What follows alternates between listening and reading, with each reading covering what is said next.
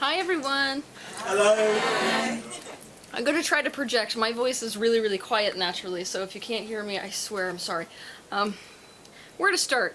I was really jazzed to do this particular book signing today because I have a lot of friends now in the spiritual business, people whose careers are much more advanced than mine. And what they said to me is that you know you've made it once you've done a signing at Watkins. And they prepared me. I know it's interesting, right? They prepared me. They were like, it's a really small bookstore. You're going to walk in and not get it. But like every spiritual great has had a book signing at Watkins. So I was like, okay, check mark. This is one of those career moments, you know. So yeah, I'm really excited to be here today. Why did I write this book? Basically, when I escaped from my childhood, I was like a shell of a human being. And Blake here, who's actually with me today, he got to see the aftermath of what went on when I was younger. He got to watch me, I mean, talk about self-hate. He was watching me like cutting my arms open, bleeding everywhere, you know, dissociating, having seizures, really unhealthy relationships. And so, basically, I had to put myself back together again. And I had no idea what self-love meant, and it kept frustrating me because in therapy, obviously, I kept going to this therapist and that therapist and next therapist, and they all said the same thing. You have to learn how to love yourself. And I'm like, well, how does somebody do that? And no one could answer the question. They're like, you just gotta love yourself. I was ready to tear my hair out, but by the end of it, I was like, you know what? Nobody has the answer. That's the reality, isn't it? The reality is that everybody knows you should, but nobody knows how. So that really started my own process where I wanted to find out what it actually meant on a practical level to love yourself versus hate yourself. So I started studying people who did love themselves. And I gotta tell you, like, this was the most obnoxious process I have been through. Because when you hate yourself, being around people who love themselves, it's like it's sort of like, let's say that you were starving to death in some African country, and then like someone flies you over to an industrialized country, and you go into a grocery store and you realize they throw like 1,000 pounds of food away a day. It was that kind of feeling. It was like, you know what, I can't have what these people have, and I don't get it. But I studied the differences between the way that they live and the way that I was living and other people who were in a state of self-hate were living. And it worked. So the first thing that I noticed is that they prioritize the way they feel above absolutely everything else. That's the most critical thing to get. A person who loves themselves says, do I want to do the dishes or do I want to watch a movie? Which would make me feel better? Movie. And then they do it. The person who hates themselves lives according to shoulds, which is why basically the pillar of how to love yourself revolves around the way you feel. More importantly, caring how you feel more than anything else in your life. So that began that process. Then, I was sitting watching a movie one day. This movie was all about water and how your thoughts affect water. Now, as an extrasensory, that's something I can actually visually see. The fact that when you influence water with any kind of energy, even though it stays H2O, the way those molecules are organized changes based on the influence the water is near. And so I thought to myself, my gosh, that's genius. I don't love myself, and frankly, when you really hate yourself, you can't think one self-loving thought.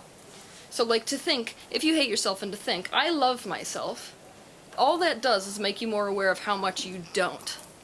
I mean, it makes you feel 10 times worse. So I couldn't use affirmations, none of that was working, and I thought to myself, like, what thing do I actually love in this life? Oh my gosh, my dog. Or my son, right? Because that's what the ego does. The ego basically lets you love other things and not yourself. It says, keep spending money, we're never going to let you get it back. There's no such thing as a withdrawal if it's going in the direction of yourself. So basically I thought, okay, so I can't love myself right now. But what if I focus my love towards my dog or my love towards my son at this water? And I just hold that focus as intensely as possible for 2 minutes, because that was all I could manage at that time. And then it was like the moment of truth. I was standing there with this water and I could actually see the vibration. It's like a real high vibration. I'm like shaking. Okay, I'm gonna drink the water, right? because that's the best way. In this book, I actually call it the Trojan horse, because that's what you're doing. You're convincing the ego, essentially, that you're loving something external, so the ego goes, that's okay, you can go ahead and do that. But then you're like, psych, you know. So basically I'm shaking, and I drank it, and I gotta tell you, the reaction was insane. It's the vibrational dissonance between self-love and where I was that made me sicker than hell. I literally hit the floor. I was shaking. I was like, oh, that is so wrong. It is so wrong. Like, everything in me just revolted, and I cried for probably an hour and a half. But I decided, like, you know what? No, I'm going to learn how to do this. I'm going to force my body to do this, because I'm in such a vibration of self-hate, my life is destroyed. So I kept doing it, day after day. And after about a week, the way I felt about myself started to change. For the first time, and it's little things, you don't even really notice them at first, where it's like I looked in the mirror, and for the first time, I wasn't picking my face, looking for imperfections. And it was like, oh, wait a minute. I just brushed my teeth and went to bed. I've never done that before. So it started to dawn on me that it was actually working. So basically, through this process, I figured out the solid differences between self-hate and self-love, and how to get somebody from a vibration of self-hate into a vibration of self-love, not by forcing yourself, not by lying to yourself that you love yourself when you don't, but by actually just applying these changes to your life that cause you ultimately to be in the vibration of self-love. So I'm treating self-love in this book a lot more like something that naturally unfolds as a result of doing prior steps. So let's say, I'll just take one of the first things. This is my personal favorite. It's this test that I call 365 Days of Self-Love.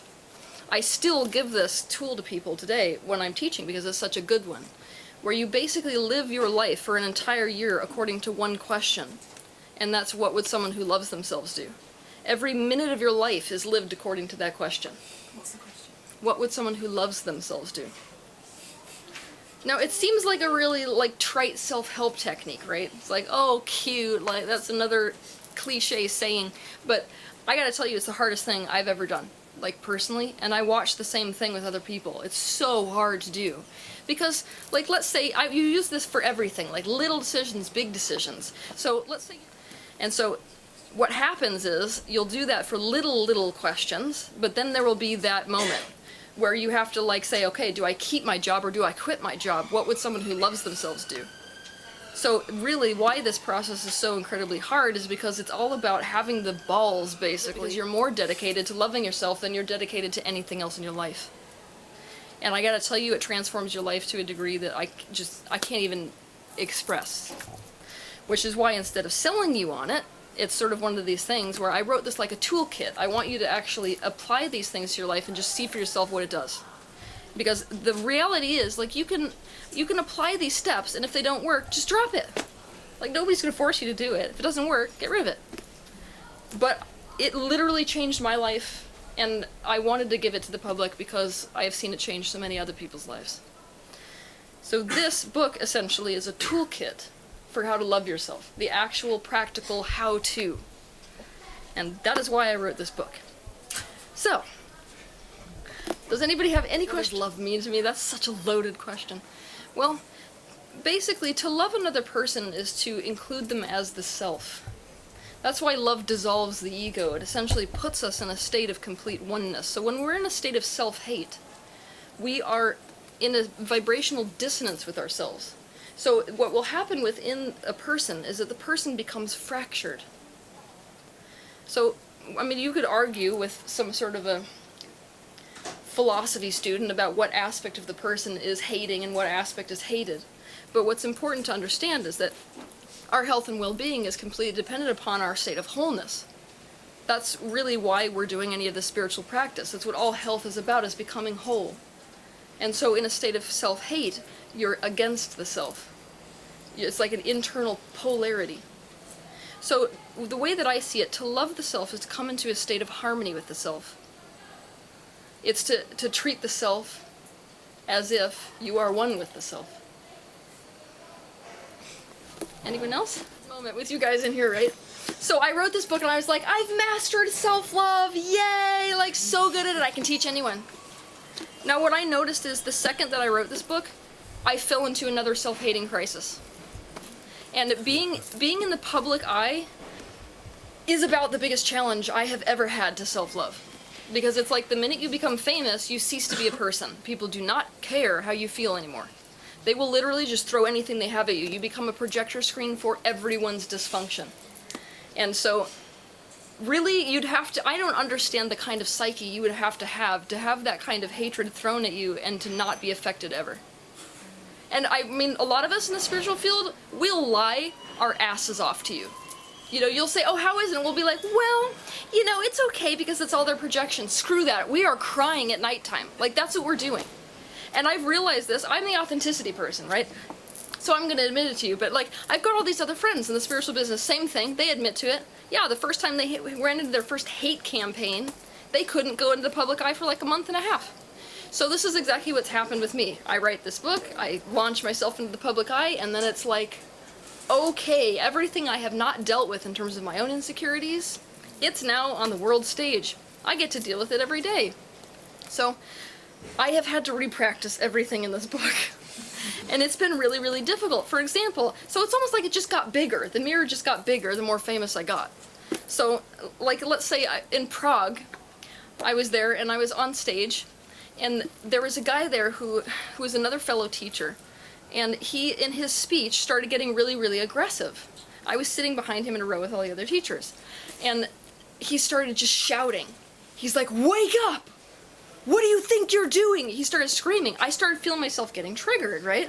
So I'm like, gosh, like, what is going on with me? And then I had to ask myself the question. I'm like, okay, this is my moment of practice. As a spiritual teacher, I'm supposed to stand on this stage. I'm supposed to be able to deal with any trigger that I can deal with. But if am I more committed to basically loving myself, or am I more committed to giving the public what they want from me? What would someone who loves themselves do? I walked off stage. And let me tell you, it was not received well. In that particular country, I actually call it the iron curse. They're very, very concerned with, like, strength and appearing like they can take anything. So to have somebody who they look up to just disappear and be a diva really didn't go over well. But I mean, then I could turn it into a teaching, like I just did today, where it's like, look, even I have to ask myself that question. Am I going to sabotage a really important contract based on self-love? Hell yes, every single time. Because I'm more committed to wholeness than I am committed to pulling through on a job, which ultimately I'm not teaching very well if I don't live it. So that's a good answer, right? That's a great answer. Yeah. I mean, I would say that you also get so much positive feedback that surely it would, trump any of these like YouTube trolls. No. No. No? Actually, I would love to tell you, oh yeah, all the positive feedback that I get definitely trumps it, but it doesn't. Because the haters are always louder. They're always louder. And I want you, like, that's something just for your life as well. Because, I mean, you don't have to be famous. The reality is, the people who don't like you are always going to be much louder than the people who love you. Why?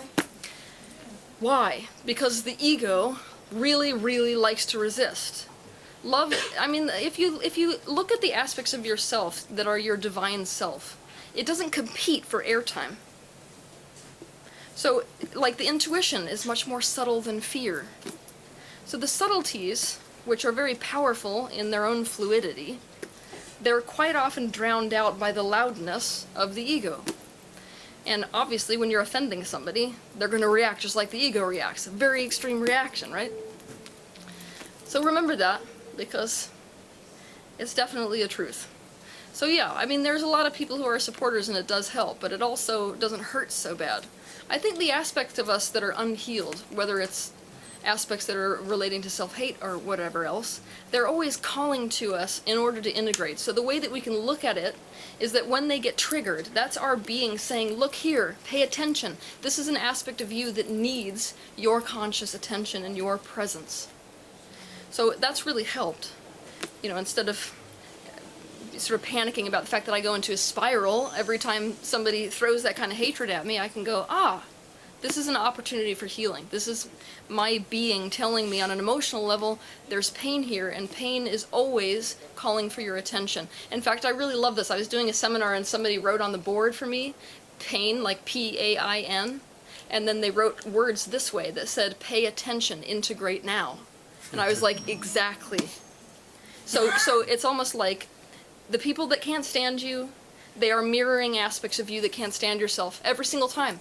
I mean, it drives me nuts, but when I see these people post all these like super hate campaigns on me, every time I'm like, it's exactly my insecurity about me anyway, you know? So then I get to work on that. And I do honestly notice that when I work on it directly, it doesn't come up. It's like, so either it disappears off the face of the earth, or else, quite literally, I never see it. It doesn't roll across my awareness even if it exists. So, very astute observation, because if you look at the vibration of love, it would be really easy for us to say that the opposite of the vibration of love is the vibration of hate. But it actually isn't. The opposite of the vibration of love is the vibration of fear. And so obviously, I mean, it's like, it goes without saying, given that premise, that the opposite of self-love is self-fear. Right? Bam. Totally awesome observation. That's actually the first time I've ever had that question. So yeah, a lot of times your self-hate will come in the form of fear, and it's going to talk to you like this. Don't do that. That's what the self-sabotage is about. In fact, I have an entire chapter in here, 8 Faces of Self-Sabotage. I wrote that chapter specifically because of that. Because the door that the self-hate comes through is the door of fear. And it's going to talk you into basically making decisions that completely destroy your life and that sabotage you instead of benefit you. But it's still self-hate. See, so that's how self-hate comes in the back door. Self-hate comes in the back door and it doesn't say, hey, I hate you. It says, oh, I love you, and so I'm going to do this to you. So the way that it does that with fear is it says, look, I'm going to tell you what you have to watch out for, and I love you. And you're going to be like, oh my gosh, that's me loving me, when really it's just sabotage. So that's the same with, like, when other people say to you, I'm being so hard on you, I'm rough with you because I love you. Oh, okay, oh my gosh, okay, just for a second. This is one of those things that when I was writing this book that drove me nuts, is that I started to see how incredibly embedded the idea of abuse is with the idea of love. Like, hello, the whole world. This is not like a localized issue. This is a worldwide issue that we've basically taught ourselves that love means pain. I mean, look at what your moms did. I mean, I realize, like, I tend to be pretty harsh on parents, but the reality is, you're a tiny little kid, you're sitting at a table, your parent does something that really hurts you, and they say, you know what, it's for your own good, I'm doing this because I love you. Have fun with what that turns into when you're older. Terrible relationships, super abusive relationships, and you're thinking, oh my gosh, that person treats me well, and that person treats me terrible, and that person must love me more. And it's just embedded in our psyche. So it is really critical for us to learn the warmth and the softness that is the actuality of love, so we can differentiate it between this abuse that we keep telling ourselves is love. And we treat ourselves with that very same attitude. To love myself is to abuse myself, because that's the only way I can be good enough to earn love from the external world. If I can summarize the question. So you're saying basically that when somebody's shouting at you, you're obviously faced with this like, okay, I'm supposed to pay attention, right? Summarizing the question. Well, actually, I don't think I even need to summarize the question, because the reality is I can totally speak to this directly. We run into conundrums in our life where it's almost like you're running into an antagonist, right? And this is somebody who, I mean, it feels like abuse. What they're doing feels like abuse. Now, I'm going to challenge you guys and say, if it feels like abuse, guess what it is? It's abuse. Like, we don't need to get more complicated with it than that. So if you're running into a situation where an interaction you're having with somebody feels like abuse, what would someone who loves themselves do? The answer is always going to be, get yourself out of the situation. And in the very act of doing so, you will have sent yourself the message, and the universe the message, this is not the kind of interaction I'm going to choose. So there's a difference between resisting a person who's attacking you and choosing to go in the direction of something that feels better or feels more loving. So you would always choose that. What pay attention relative to that kind of pain means is that after you remove yourself from the situation, it's still going to be in your mind, isn't it? Like, that's how all of us work. We're sort of going over it 1,000,000 times a day. So that means, instead of try to just escape from everything mentally, emotionally, physically, after you get yourself in a physically safe place where you can emotionally process, that is when you dive into the why was that triggering for me? What did that feeling feel like? What might that feeling relate to earlier on in my childhood that is bringing this up now in my adulthood? So you can pay attention after the fact and not necessarily keep yourself in painful situations just for the sake of learning some sort of spiritual truth. Now, I'm glad you brought that up because, I mean, the reality is in the spiritual field, you're kind of expected to just deal with everything and anything. I mean, it's almost like the message is, look, if you're a spiritual person, you should be able to, like, be in the middle of a war zone meditating and be fine. So if you don't have that issue, then you've got issues. So, and I don't agree. I don't agree. Like, I think that's actually highly abusive. And a lot of the, like, you know, real wise sages would never suggest that to you. I mean, maybe somebody is at a point in their spiritual progression where they would like to challenge themselves in that way, but by far more people in today's modern society need to learn how to remove themselves from abuse than learn how to deal with it. Like, that's the message that we really need. So, frankly, I think it's much more important that you learn to gravitate in the direction of things that feel good than that you put yourself in situations that feel bad and try to make them feel good. It is a tell to the kind of people that you're around. Yeah. Okay. Yeah, that if somebody's even asking the question, you should stay there and try to communicate. That's a tell that the people who are around you get triggered but are not abusive. There's a difference between people who get triggered and obviously just have an emotional reaction and people who are straight up abusive to you. And like, you can tell the difference. You can. Yeah. So if you're dealing with people who are getting triggered and that trigger is now being taken out on you in some sort of egoic way, then it's a really good idea to establish with that person, if you can, a type of relationship where you can say, I'm triggered right now. Can we talk about the trigger? And that is it's enough to snap people out of the ego enough that we're now able to step back and talk about what we're experiencing. Do you see how experiencing something and talking about experiencing something is two different perspectives? In one, you're in the eternal perspective, in one, you're in the temporal perspective. That's the one that's got the grip on you, you know? So that is a question from a very, let's say, high vibrational consciousness space that not a lot of people on planet Earth are on. So, like, I wouldn't suggest, let's say that you're walking outside and, like, some person gets up in your face. They're not a conscious person. This is not a friend of yours who's just triggered. They get up in your face and they're just yelling. I would not recommend to the majority of people to stand there and try to practice love towards that person. That is a super advanced spiritual technique. But don't you, haven't you? This will be good. So for you personally, we're not taking the totality of the crowd who I'm talking to. For you personally, like, let's say that you were to walk outside this door and somebody was to get up in your face and start yelling at you for, I mean, you don't know what reason. What is self-loving? What would someone who loves themselves do? For you, specifically. I think, actually... And the majority of people are at that space where they need to learn that what's self-loving is to remove themselves from situations that feel painful. For you, see how it changes? That's why I want you to live according to the question, not the principles that you've been taught. Because, I mean, let's just pretend for a minute. I want you to think about how damaging this would be. So let's say you take somebody who's been hurt a lot. You can feel that energy, right? Now, let's say that I was to look at that person and say, you know what's self-loving for you and what you need to learn how to do is to stand there when someone's yelling at you in the face. I don't think so. Yeah. No.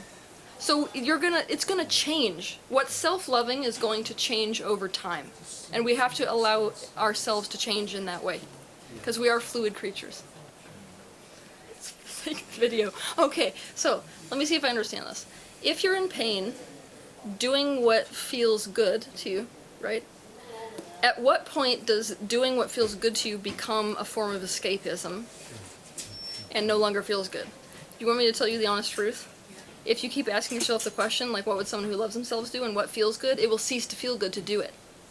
Like, I really believe in learning how to trust yourself, or learning to trust yourself. And what will happen sometimes when you ask yourself the question, like one day you'll ask yourself the question, what would someone who loves themselves do? Smoke or not smoke? Today the answer will be smoke. Tomorrow it will be no, don't smoke. So you really can trust yourself in these kinds of scenarios, that when you feel ready, your body will register whether something is truly escapism, and it will no longer feel good. You'll know it. So like the point at which you're even asking the question, it's escapism. So like at the moment I'm a cigarette smoker, but at the moment I enjoy a cigarette. Yep. But say tomorrow I wake up and I think, this tastes foul. That's the point to stop. Yeah, and like rather than this tastes foul, this feels like it's not in alignment for me. One suggestion for dealing with negative self-talk is to step outside of the hating mind and love it. So like you've got a self that is hating the self. What if you loved the self that hated the self? I mean, I really want you to sit with that for a minute, because I mean, it's a difficult concept to grasp, but if you can grasp what I just said, you've got everything. Using two minds. Essentially, it's the observer self. Right. But if you are capable of loving the aspect of you, or at least having mercy for the aspect of you that is hating the self, in a second you will understand that it exists in order to try to keep you good. You will instantly feel this feeling of like, what is the purpose of the self-hate? What is the purpose of the mind that attacks itself? The mind that attacks itself is doing the same thing mom and dad did, which is, look, you have to be better, you have to be better, you have to do this in this way. Why? Because it's trying to make you as good as it can possibly make you, thinking that that's going to get you love from other people. So even it is trying to get love. And the minute you see that, this monster that's been trying to eat you from the inside out becomes this tiny little baby that's desperate, that keeps telling you, you hurt me. You're hurting me over and over again, and I hate you for it. Because every time that you basically lose love from other people in all these ways, I don't get the very thing I want the most. That's the only reason it's there. So what I do when I'm in that mode where my mind is eating itself with these negative thoughts, is I get into the observer mind. So I'm actually watching myself thinking those thoughts, you know? Oh my gosh, I don't like your thighs. Oh my gosh, you've got wrinkles. Whatever it is, right? A lot more body image issues for women. And I'm like, well, look at me. What am I trying to do in this moment? I'm trying to perfect myself because I want love so bad. I can have compassion for that. And the second that that opens up in your being, you have stepped closer to the vibration of self-love. How can you tell when people love themselves? How can I tell when people love themselves? It really radiates. I mean, you can, it's like, it's not, I wouldn't, I mean, obviously there are some traits which you notice. People who love themselves tend to always choose in the direction of what feels good. People who love themselves treat other people well. They certainly don't start wars. You notice that their diet starts to shift because their frequency starts to raise. But in general, it's like you feel this aura of complete peace around these people. And not only that, the first indication that someone loves themselves is that you feel like you can be completely yourself around them, because they're in a state that is the opposite of judgment. How can you make someone understand that it's not too late to love themselves? I would never try. Yeah. I just wouldn't, I wouldn't try to save anybody's life that didn't want saving, ironically. I wouldn't try to impose a belief on someone because I thought that that belief was good for them. I would trust other people with their own lives. This is very hard for us to do, but it's something we have to learn to do. We've got to trust people with their own lives, regardless of whether right now they're shooting themselves up with heroin or whatever else. They're making choices which are ultimately the right ones for them right now. What about people, what about if you've got a friend and she's with an abusive partner who is exploiting her vulnerabilities? If you try to save that person, and they have not, like, shown you that they want help, what you're literally saying is, I disapprove of your life. That's why you're going to get so much resistance to help when you try to help people, is that you can't help somebody who's not actively asking for help without simultaneously telling them in a super pious way through your actions, I don't trust you with you. And so a person's automatically going to feel judged by that. They're automatically going to push you away. Teal, is that our control issues if we do that onto someone Yeah, it's a else? huge control issue.